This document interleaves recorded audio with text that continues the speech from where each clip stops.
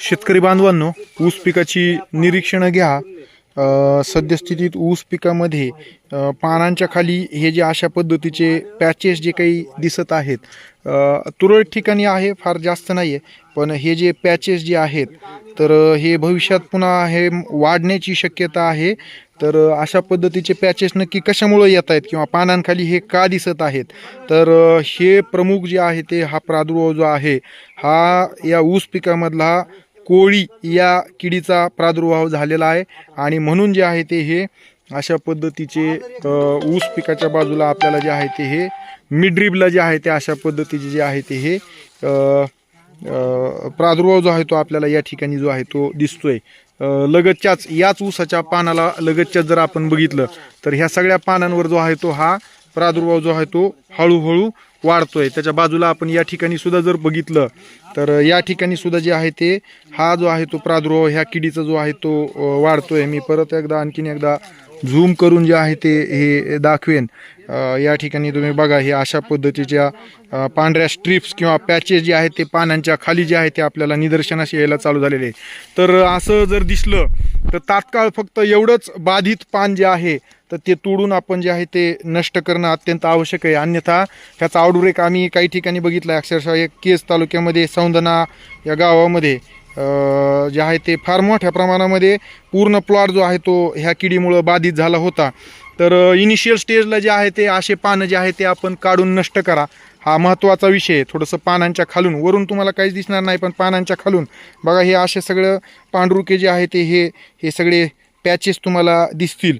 दुसरा विषय, ह्या ठिकाणी प्रादुर्भाव वाढत असेल, जास्त आपल्याला हे पान सगळेच काढणं शक्य नसेल, तर अशा ठिकाणी जे आहे ते आपण फवारणी करणं गरजेचं आहे. तर प्रॉपर गाईट नावाचा जो काही मॉलिक्यूल आहे, तर त्याची फवारणी जी आहे ते आपण 2 मिली प्रति 1 लिटर पाणी याप्रमाणे जे आहे ते करावी. किंवा आपण लाईम सल्फर, जे आता काही अंकुश पाटील यांच्या तंत्रज्ञानाचा अवलंब करून काही शेतकरी आता घरच्या घरी लाईम सल्फर तयार करायलेले आहेत. तर शिफारशी पानं जे आहे प्रमाण जे आहे, तर त्या लाईम सल्फरचा सुद्धा जो आहे तो तुम्हाला त्या ठिकाणी वापर करता येईल. आणि ही जी कीड आहे तर हिचा बंदोबस्त जे आहे ते आपण त्या ठिकाणी जे आहे ते करू शकतो.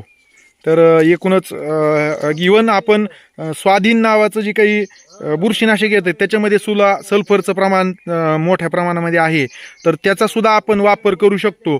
आणि ह्या माध्यमातून जे आहे ते 1-2 ग्राम प्रति 1 लिटर पाणी याप्रमाणे जर आपण त्याची पण फवारणी केली तर त्या माध्यमातून ह्या किडीचं जे आहे ते व्यवस्थापन होऊ शकतं. पण महत्त्वाचं, आता सध्या तरी ह्याच्यामध्ये शिफारशीतले कुठलेही कीडनाशक नाही आहेत, पण आपण बाकीच्या जसं भाजीपालावर्गीय किडींसाठी आपण ॲकेरिसाईड जे काही वापरत असतो, ज्याच्यावर ॲकेरिसाईड नावाचा जे काही नाव असतं, तर ते कीडनाशक आपण त्याच्यामध्ये घेऊ शकतो. त्याच्यामध्ये आपल्याला मार्केटमध्ये जर आता सध्या पाहायला गेलं तर आपल्याला प्रॉपर गाईट नावाचा मॉलिक्यूल जो आहे तो ओमाईट नावाने येतं मार्केटमध्ये धानुका कंपनीचं, तर ते आपण 2 मिली प्रति 1 लिटर पाणी याप्रमाणे आपण घेऊ शकतो.